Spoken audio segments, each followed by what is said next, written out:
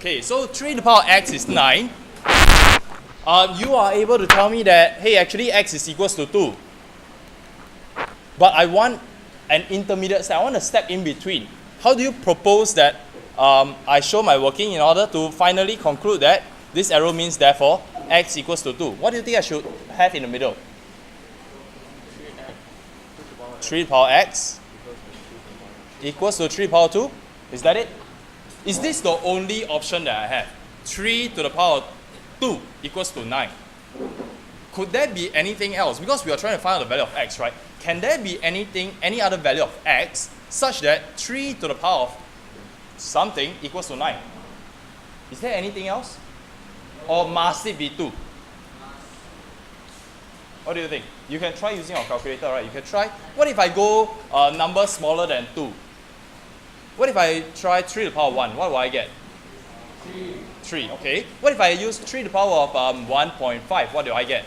You can try it. What do you get? 1.5, How much? Okay, 5 point blah blah blah. But remember we started out with 3, then now it's 5 point something. Is it getting closer and closer to 9? Yeah. So let's try a bigger number. How about 3 to the power of 1.8? What do you get? Okay, 7.2. Are we getting closer and closer to 9? Yeah. Yes. How about what number do you want to try now? Okay, yeah, 3 to the power of 1 point. How about 3.192, for example? What do you get? 8.24, blah blah blah. Closer and closer to 9, isn't it? Then obviously, when you get 3 to the power of 2, you get exactly 9. Correct? What happens if you go beyond that? What if you have 3 to the power of 2.1, for example? You'll be above 9 already, right? Then you're getting further and further away from 9 already. So now we conclude that, hey, x must be equals to 2, and that is the only value that will satisfy this equation. So when we ask you to solve for x, we ask you to solve an equation, we are always asking you to find the value of the unknown. In this case, it is the value of x. And you have proposed to me that we should be expressing this 9 in terms of 3. Okay, we call this x the power, we call the 3 the base. Easy to remember? Base at the bottom, power at the top. So, 3 to the power of 2 is the same as 9. That is our first step over here. So what did you do in order to tell me that x is equals to 2? Yeah, we made the base the same. Okay, so 3 to the power x, 3 to the power 2, the bases are the same, they are both 3's. What do we do to the powers now? Or is it so obvious that there's nothing much to be said? Quite obvious, right? If the bases are the same, then the powers must be the same for them to be equal. Does it make sense? Yes, okay. Now with this knowledge, can you tell me how should we solve this? 2 to the power x equals to 8. Okay, so you must know the difference between our usual equations that we have been doing in lower sec and this kind of equations where the unknown is in a power. Usually our unknowns are over here, right? Like our first two equations over here. But this time our unknown is in a power. When you see unknown in a power for E-maths, we are going to be using this method. Can? And what is this method? We make the bases the same. So what base do you think I should change 8 to? 2, okay. So here's my working. 2 to the power of x equals to 2 to the power of 3. Did you memorize that, or is it? Or do you take? Or do you follow what I said? In E-maths, if the power is x, then the bases must be the same. There is only one base, which is 2. So I try an error. 2 times 2 is 4. 4 times 2 is 8. It must be 2 cubed. Can that work? Yes, it will work. Okay. So you can use your calculator to verify also. So now what is the value of x? Therefore, x equals to 3. Easy? So that's all for this topic. Easy, yeah? It is called comparing indices. And we see that on page 24, at the top, we have a to the power of x equals to a to the power of y, where a is greater than 0 and a not equals to 1. Then we get x equals to y. Okay? Digest this. A power something equals to a power something. The something must be equal to something. Logical, right? Can't be anything else. But there are some conditions. A must be a positive number. A cannot be equal to 1. and then we will get x equals to y. I leave it to you to think about why a must be greater than 0. You can use your calculator to try also. And why can't a be equals to 1? Okay? These are the conditions. Okay, so let's try it 16. Try it 16. Find the value of x if 3 to the power x equals to 243. Okay, so how do we do this? Your prime factorization. 243 divided by 3, you get 81. Divided by 3, 27, 3, 9, 3, 3, 3, 1.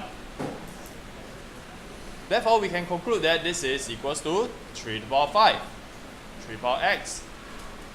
Final answer, x equals to 5. Okay?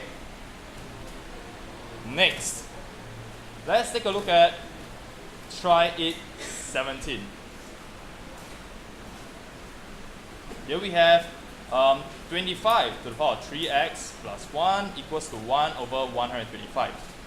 Before we start, I want you to consider the same questions. Is the unknown in the power? Yes, so what should we do? Come on, I mentioned it at least twice already. If the unknown is in the power, what should we do? Find x. Make the bases the same, right? What do you want the base to be? 25. Can we make the base 25? Yes. Okay. It can be expressed Okay. What is, if we choose the base to be 25, can you express this in terms of base 25? You said base 25, right? Can you express the right hand side in terms of base 25? Why not? Because 25 power 1 is 25. 25 power 2, what do you get? Try. 25 power 2? 625. Is that too big already? So, cannot, right? Then what else? Is there another base we can try? 5. Why 5? Why do you think of 5? 5 cubed is Okay, so we have 5 cubed is 125. Verify that with your calculator if you need to. 5 cubed is 125. And what about this 25 over here? 5 squared. 5 squared. So it looks like we can express everything in terms of base 5, isn't it? Can we do it step by step then? On the left hand side, okay? So we have 25 is actually 5 squared. So our laws of indices are very important over here. Like I said, fundamentals must be strong. Whatever we teach you, you must practice so that you can use it in the next lesson. 25 is expressed as 5 to the power 2, right? Then what about that power 3x plus 1? What shall I do with it? Like that? 3x plus 1. Do you agree? Because if you look at the inside my bracket, it is exactly 25. And I have 25 to the power of 3x plus 1. So they are equivalent straight away. Do you realize that 2 can be multiplied to 3x? 2 can be multiplied to 1. Do you realize that? Yes. Yes, okay. Next, on the right hand side, you mentioned that, hey, 125 can be expressed as 5 to the power of 3. Okay, so this is what I have. How is this going to help me? I can't compare the bases, right? What shall I do? Make negative. Okay, so you should recall that this is the same as 5 to the power negative 3. We learned this yesterday, didn't we? Yes. Okay, then on the left hand side, what do we have? 5 to the power of, what is the power here? 6x plus 2. Do you see that the bases are not the same? This is always our goal in Emaths for unknown in the power. Can? From here, can you do it by yourself already? What shall I write next? 6x plus 2. Then? Equals negative 3. We are comparing the powers because the bases are the same. So 6x equals to negative 5. X must be equals to negative 5 over 6. Can?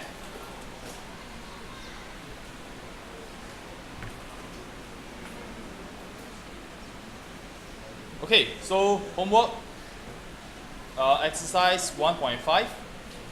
We have question 1B and D. Okay, let's just take a look at, how about we just do the homework questions now? Shall we do the homework questions now? Okay. So, homework, exercise 1.5.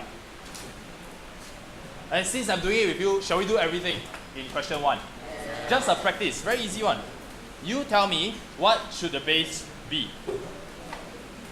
Okay, let's all do it together. This is my first line. What should the base be? Come on, come on. Yeah, okay, so this is equal to 2 to the power. Come on, come on. 5, yes.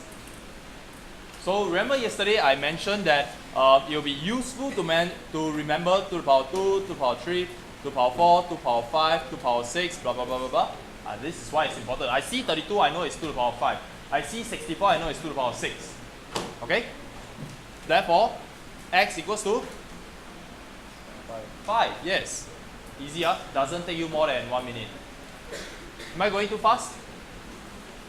Okay, then 1b, 3 to the power x equals to 729. Can somebody tell me how do we express 729 in terms of 3? Power? 6, confirm? Sure, huh? I will trust you because I didn't memorize. So x equals to 6. Am I going too fast? No. C. 4 to the power x equals to 64. 64 is equals to? Okay, what base shall we change this to? 2. We're going to change it to base 2, okay. So here we have 2 to the power 2, then to the power x, right? Because 2 to the power 2 is 4. And on the other side, 64 is 2 to the power, just like I mentioned. 6. Therefore, 2x equals to 6, x equals to 3. Is there a better way to do it? Is there another way to do it? For this one? Yes, I heard a yes somewhere. 4 to the power x equals to 4 to the power 3. Do you realize that? Use your calculator and verify if you need to. 4 times 4, 16. 16 times 4, 64. Therefore, x equals to 3. Which way do you prefer? First one. You prefer the first one? Fine, up to you. But know that both ways work. Okay? Then next, part D. 7 to the power x equals to 343. 343 is equals to 7 to the power? 3. Oh, so fast. Okay, so x equals to 3. Okay, next question number 2. Slightly more challenging now. 4 power x minus 3 equals to 256. What's the base you want to use? Huh? Okay, come on, right fast, right fast. What base do you want it to be? 2. Okay, so 2 to the power 2, that is 4. Notice the way I write it. If there are brackets, include the brackets. Okay, so x to the power minus, power x minus 3. And 256 is 2 to the power of 8. Sure? I didn't memorize it. So I'll trust you. Now, what are the powers on the left hand side? You can choose to expand everything out, or if you think you can do it mentally, simply write down the powers. Instead of writing 2 power 2x minus 6 equals to 2 power 8, let's skip that step. Okay, so what is the power on the left hand side? 2x minus 6, excellent, equals to 8. 2x equals to 14, x equals to 7. Am I right? So as we do, check the back of the textbook, make sure it is correct.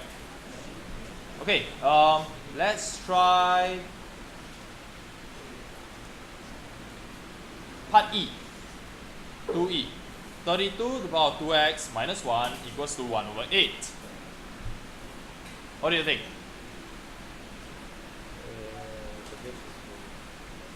So again, where is the unknown? Where is it? Power. What shall we do if the unknown is in the power for E maths? Make the base the same. What is the base you want to choose? 2. Okay, so what is 32 expressed in terms of 2? 2 to the power of 5. Then after my bracket, 2x minus 1 equals to 1 over 2 to the power of 3. You know what? Actually, I would have skipped this step. Instead of writing 1 over 2 to the power of 3, guess what I will write? Yeah, I will actually write 2 power negative 3. Because I am familiar with my laws of indices already. Can? So what then is my next step? Come, let's skip a step. What's the next step? Then x minus 5 equals to negative 3. Then x equals to 2. X equals to 1 over 5. Okay? Do you know how to check your answer? Do you know that whenever we ask you to solve for x, you always can check your answer? Yeah, okay, let's sub in x into our first equation, which is 32 to the power of 2, 1 over 5, minus 1. Okay, so let's try this.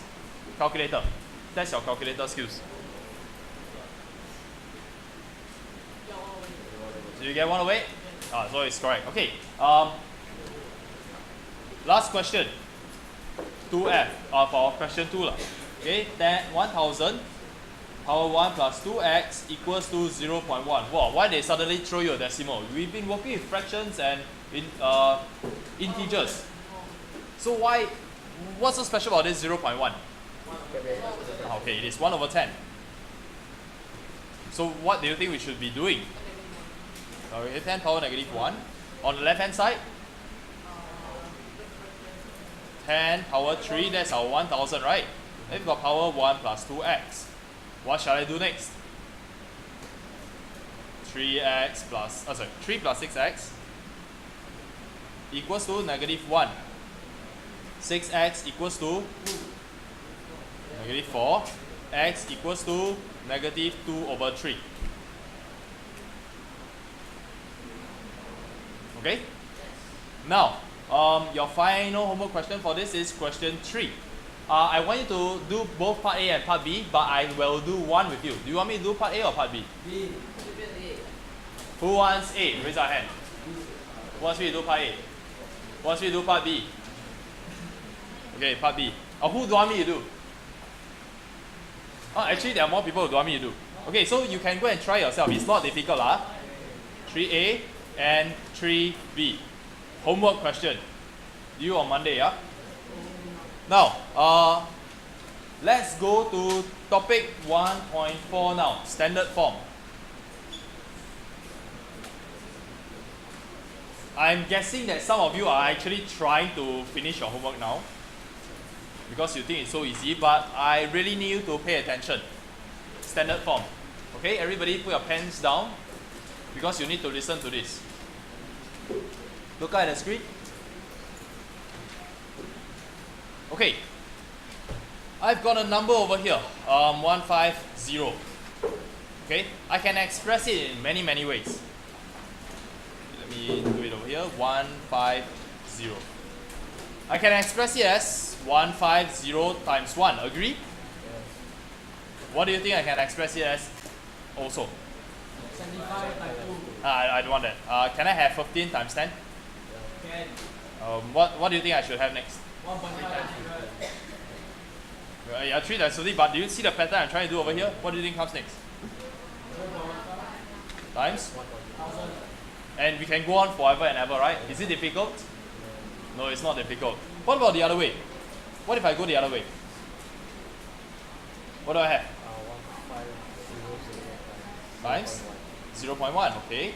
Over here, 15000 times 0.01.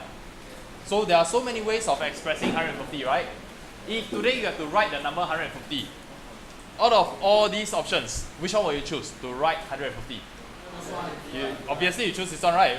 Who wants to go and write this kind of nonsense, isn't it? Then why am I telling you all this? Okay, what if the question looks like this, 15.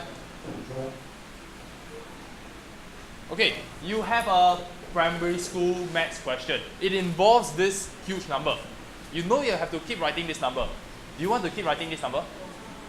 Okay, let's try expressing it in many ways again. So we've got 15000000000 times 1, yes? I've got 15000000000 times 10, right? And obviously I can go on and on, right?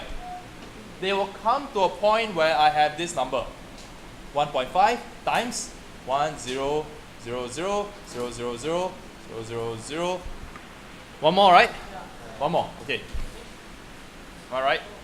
Yes, I'm right. Okay. does this make my job easier? No. It doesn't. What if I express it this way? Which is the same as 1.5 times 10 to the power of 10. Is it easier now? Yes. Now, same question. If you have to keep using this number, maybe it is a number of sand on the beach. Do you want to use this as calculation or do you want to use this as calculation? First or second one? Second, because you have less things to write, isn't it? Hey, the bottle there very strategic again. I don't like it. Move it away. Okay, yeah, okay, back to this. We prefer to write it this way. Do you agree that we can also go the other way? Yeah? Okay, but it doesn't help in this case. You know, many times in physics and in chemistry, we deal with very large numbers or we deal with very small numbers. In physics, for example, we may be interested in the mass of Earth. Gonna be a huge number, right? Right? So we don't want to write things like this. For example, the speed of light. What's the speed of light? 3 times 10. No, 3 times 10 to the power 8. Very, very big number. Can you imagine writing so many zeros when you do your calculation in future in Sec 4? Maybe Sec 3. Okay, I don't know. I can't remember. In chemistry, how many molecules are there in this mouse? Huge number, right? We are going to be doing all sorts of calculations like this, which is why this way of expressing numbers, very large numbers, is very convenient. And we call it the standard form. This is the standard way of doing it. It's the standard way of writing it. Okay? Notice that I will have a 10 to the power of something. Always. Something times 10 to the power of something. And the first number over here will be, if you look at your textbook page 16, okay, we've got a times 10 to the power of n. So compare it. Compare my 1.5 times 10 to the power of 10 versus your a times 10 to the power of n. What do you think is my value of a in this case? 1.5. What do you think is my value of n? 10. Okay. So this number a has a range. We look okay, this example over here. I've got a number times 10 to the power of something. In the first one, I've got 10 power negative 2, 10 power negative 1, 10 power 0, 10 power 1, 10 power 2, 10 power 3, right? Okay, this side, I've got 10 to the power of something, which is which agrees with our textbook page 16, where it says n must be an integer. N must be a whole number. So you look at this, yep, I've got integers over here, but out of all these options, only one of it is standard form. Which one is it? The number a must be greater than or equal to 1 but less than 10. Okay, so what is the smallest a you can think of? 1. Excellent. What is the largest a you can think of? 9. Trick question. 9. Wrong. 9.9. What's the largest a you can think of? A infinity. What? No. 9.9. 9.9? Is that the largest? 9.99999999999 forever and ever, right? As long as it's less than 10, it works. Yes? So, we see this 1.5, does it fall within the range? Greater than or equal to 1, but smaller than 10. Yes? It does, right? So, this is our standard form, and there is only one way to write it in terms of in standard form. Okay? So, shall we practice? Let's take a look at example number 10. On page 17. Express 6120000 in standard form. Okay? You want to try yourself, or do you want me to guide you? Okay, guide. Let me guide you. The approach is always the same when you are told to express in standard form. First, find the decimal. Hey, is there a decimal over here? No. Can you include it? Yes. Where will you include it? 0.0. 0.0 over here. Okay, so I found the decimal, right? Now I'm going to move my decimal. Okay, and you must realize that standard form, we've got a blank over here to fill in. We've got multiply by 10 followed by another blank, right? We have to fill in these two blanks. It will always look like this. So look at my decimal point. I'm going to jump to the left or to the right? Left, because I want to have 6.12. Because that will then be greater than 1 but less than 10. Greater than or equal to 1 but less than 10. So I'm going to jump to the left. Count with me. 1, 2, 3, 4, 5, 6. This is where I want my decimal point to be, right? In order to get 6.12, I require the first number to be a greater than or equal to 1 but less than 10. So 6.12 is the number. How many times did I jump to the left? 6. What do you think the power is? 6 lah. Done. Okay. Is it easy? Is it straightforward? Any questions? Yes.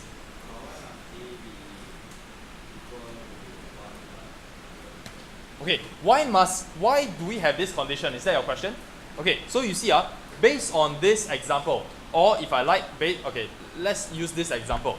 If I have this huge number, I can express it as 15 times 10 to the power of 9, right? I can have 150 times 10 to the power of 8. I also can have 0.15 times 10 to the power of 11. I have so many options. If everybody chooses what they want to use, then there is no standard way, isn't it? So, mathematicians, scientists, they came together, they decided, let's just have a standard way of doing it. And let's give this a very creative name, the way of doing it. Let's call it standard form. Yeah, very creative. Okay, so in order for it to be standard, they must have some rules that you must follow. And the rule is that A must be greater than 1 or less than 10.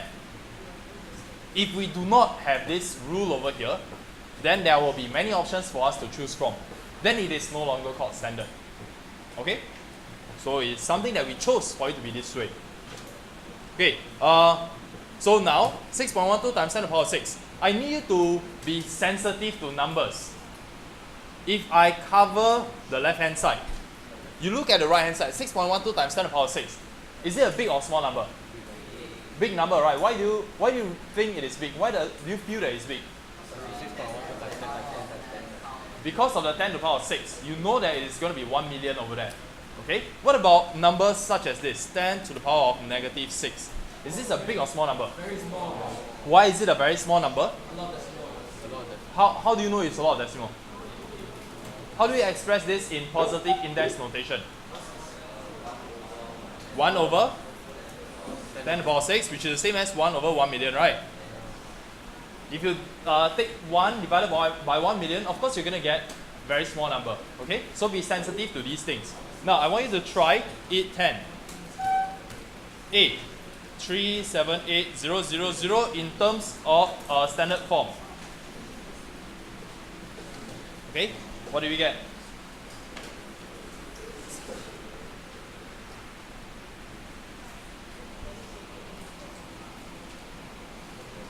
You need to practice, because once you practice enough, then you will be able to do it like me.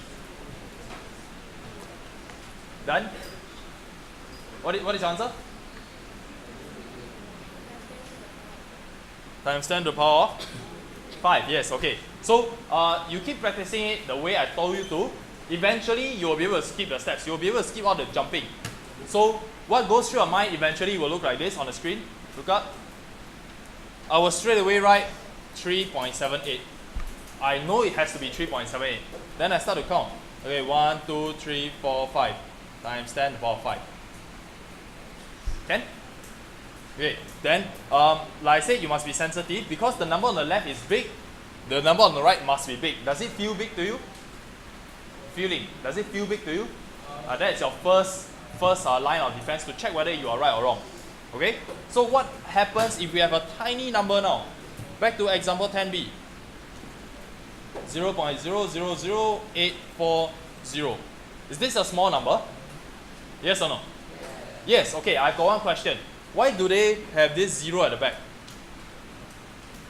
Normally we don't have that 0 over there, isn't it? Why is it that this time they chose to write the 0 there? SF, yes. Significant figures. Somebody rounded off this number. The original number could have been something like this, 0.0008403. Right? If you round it off to, for example, to significant figures, we are going to have 840. Right? Yeah, so that's it. That's the reason. So we cannot drop the 0 if they gave us the 0. Okay? So now, change it to standard form again. Find the decimal point. Found your decimal point already? Where are you going to jump? Do I continue jumping to the left? No, this time I must jump to the right, isn't it? Because I need a number times 10 to the power of another number, and the first number, which is a, must be greater than or equal to 1 but less than 10. So I shall now jump to the right. 1, 2, 3, 4. Okay, it's going to fall over here. So I have 8.40. I need the 0. Times 10 to the power of, what's the power now? 4. Sure, 4? Think about it. Is it 4 or negative 4? Negative 4. That is why I say you must be sensitive to the numbers. Because after I taught you 10 to the power of 5, 10 to the power of 6, I guess that some of you would simply say 10 to the power of 4. If you had written this, okay, by mistake, I need to realize that, hey, on the left hand side, is it a big or small number? On the right hand side, is it a big or small number? So it cannot be equal, right? Then, just remember, oh, I'm going the other side, so I must times 10 to the power of negative 4. Straightforward? Okay, your turn to try it, 10b.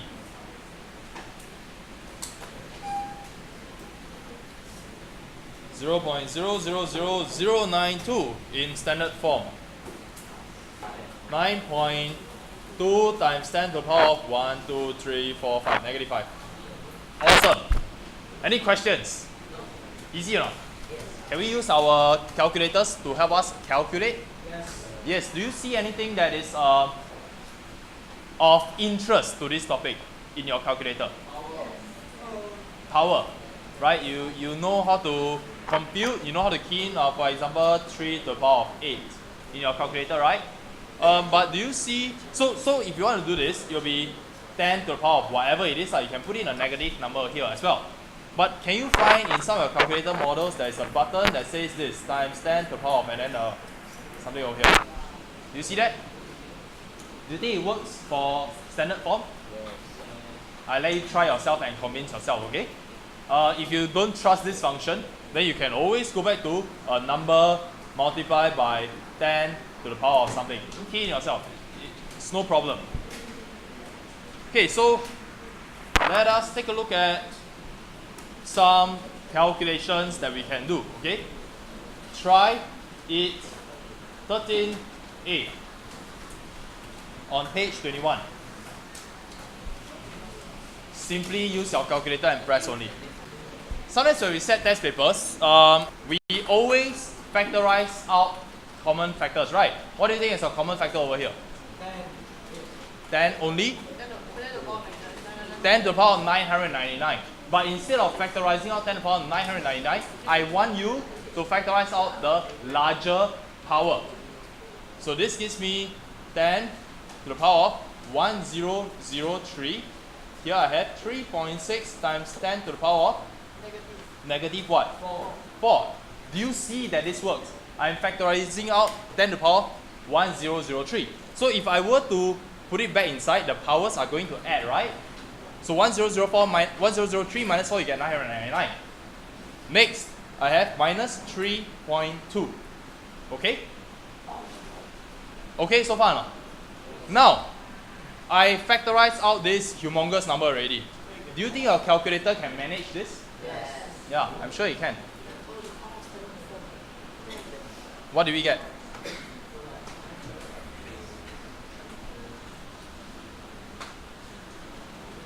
Come on, quickly.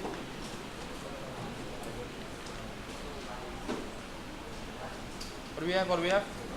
Negative 125 over 6561. Negative, decimal please. Decimal. Negative 0.0190519. 0.0.